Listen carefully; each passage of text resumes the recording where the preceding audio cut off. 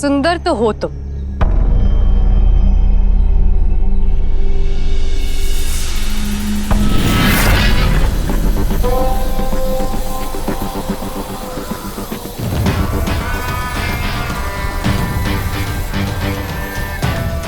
मेरे साथ ये पुष्प चलते हैं जो मेरी उपस्थिति को और मोहक बना देते हैं। बताओ मुझे, यदि मैं असत्य कह रहा हूं तो? 100% सत्य। मेरी शक्तियां देखकर तो अचंभित हो जाओगी। कहो तो दिखा दूं? नहीं, इसकी कोई आवश्यकता नहीं है। यदि किसी में सामान्य शिष्टाचार ही ना हो तो ना उसका रूप भाता है और ना ही उपस्थिति लुभाती है।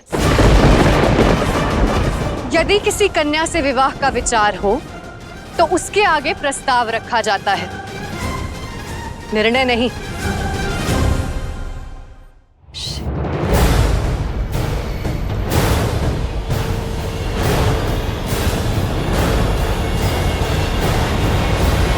बस, अवेला सहन नहीं है मुझे। जबरानासुर का प्रिय हूं मैं, शक्ति में परांगत हूं मैं। इसी क्षण तुम्हें पंथी बनाकर तुमसे विवाह करूंगा।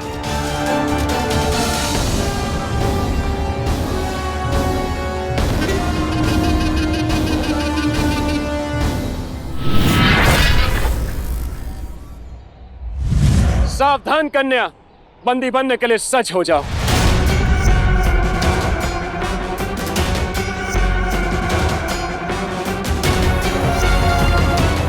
कहा था ना, जिमरानासुर के सैनिक हर स्थान पर हैं। वो किसी कन्या को नहीं छोड़ते। अब कहीं कोई अनर्थ ना हो जाए। बहुत अभिमानी हो, शक्तिशाली भी लगते हो। एक कार्य करो,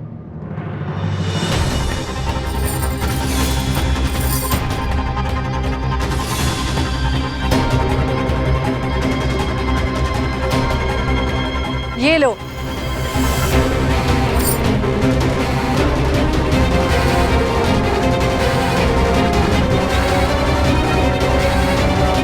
इसे उठाओ, हाथ से, अस्त्र शस्त्र से, बल से, छल से, जैसे चाहे वैसे उठाओ।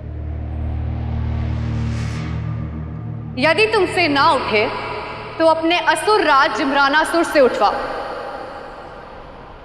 यदि सफल हुए तो आ जाना मेरे पास, कर लूंगी तुमसे विवाह।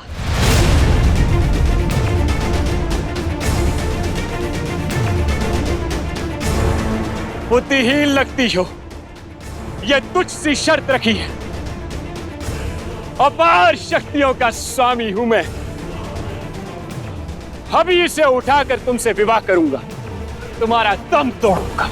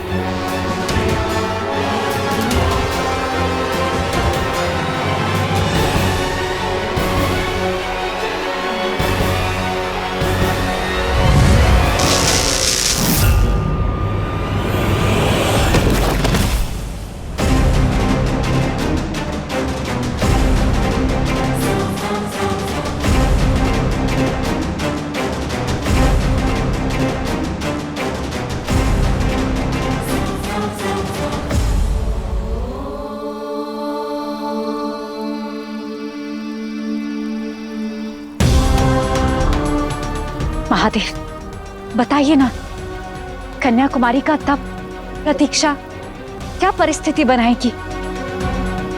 आप तो बिना उत्तर दिए ही ध्यान में चले गए। ध्यान, धैर्य और दान, यह 3 गुण मनुष्य को शिवत्व से जोड़ता है और शांति केवल शिवत्व के मार्ग से ही मिलती है। महादेव ध्यान करते हैं जिससे मन शांत होता है, ऊर्जा संचारित होती है, धैर्य साहस का संचय करता है और मार्ग प्रस्तुत करता है, और दान अहंकार जन्म नहीं लेने देता। ये कुंभ ध्यान, धैर्य और दान, ये 3 गुणों पर ही आधारित रहेगा और इसी पे चलता रहेगा। जो भी यहां आए हैं वो ध्यान करें, धैर्य रखें कि जीवन में जो भी होगा मंगल होगा, और जिससे जितना बन पड़े वो दान करें। किंतु नारायण, दान में क्या देना उत्तम होता है? जो आपके पास सर्वोत्तम हो उसका दान। धन हो तो धन का दान, ज्ञान हो तो ज्ञान का दान, गुण हो तो गुण का दान, क्योंकि उन्हीं की झोली सदा भरी रहती है जो देना जानते हैं। संचय से झोलियां नहीं भरा करती हैं। धन्यवाद नारायण, सब समझ गए। चलिए हम सब मिलकर ध्यान करते हैं।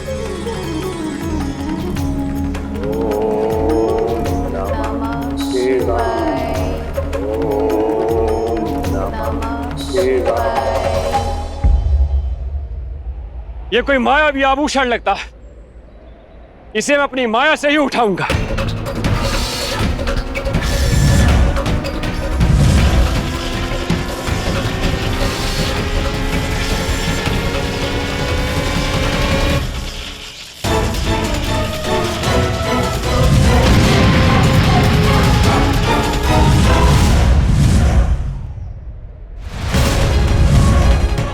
देखा ना स्वामी, हमारी पुत्री कितनी शक्तिशाली है, इसलिए विश्वास रखिए, उसे कोई हानि नहीं पहुंचा सकता, कोई संकट उसे हरा नहीं सकता।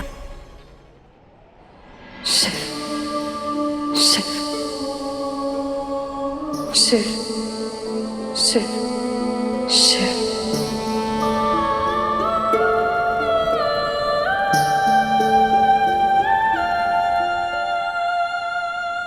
मुझे आप चाहिए शिव, आपको मेरी पुकार सुननी होगी, मेरे पास आना होगा। अब या तो कन्याकुमारी आपके साथ विवाह करके कैलाश जाएगी, या फिर सदा सदा के लिए यहीं रहेगी आपकी प्रतीक्षा में। अब मेरे प्रेम और मेरी प्रतीक्षा में किसी एक को जीतना होगा। सब कुछ आप पर है शिव, आप चाहे जिसे जिताएं, चाहे जिसे हराएं, मैं यही तप करूंगी, मैं यही तप करूंगी।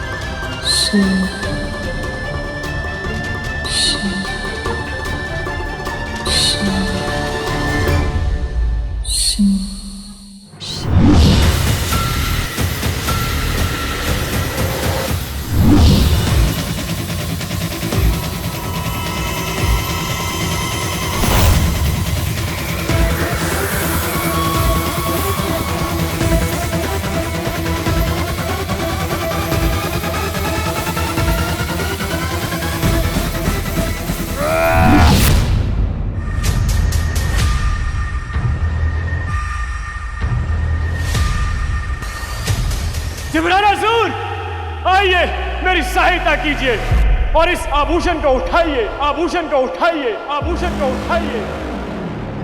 रुक जाओ जिम्रानासुर, तुम्हें उस स्थान पर जाने की कोई आवश्यकता नहीं। कदाचित तुम भी वो आभूषण ना उठा पाओ। असुर करो, आपने क्या जिम्रानासुर को इतना निर्बल समझ लिया है कि वो एक कन्या का आभूषण नहीं उठा पाएगा। और यदि वो शक्ति है भी तो इस सिमराना सुर को यह ज्ञात होना चाहिए कि उसमें कितनी शक्ति है। वो मेरा वध कर भी सकती है या नहीं।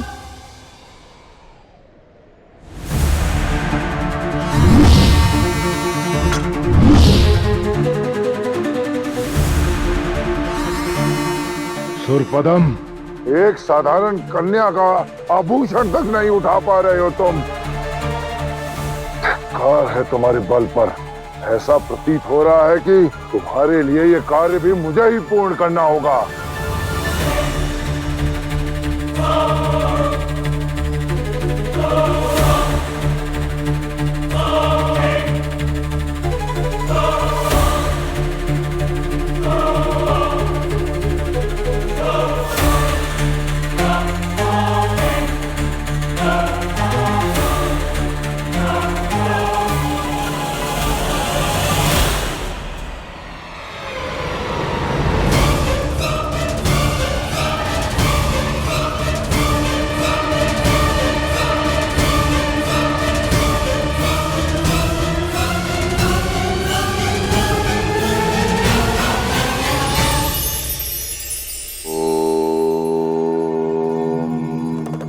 कहते हैं इस संसार में ईश्वर से बड़ा और कोई नहीं।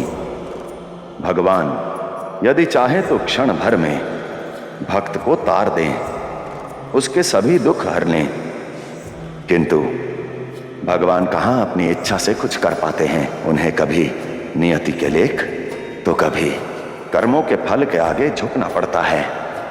भक्त के भाव को पढ़कर वर देना पड़ता है, किंतु इस जीवन यात्रा में ऐसा भी कोई है जिनका पद ईश्वर से भी ऊंचा है। और जानते हैं वो कौन है?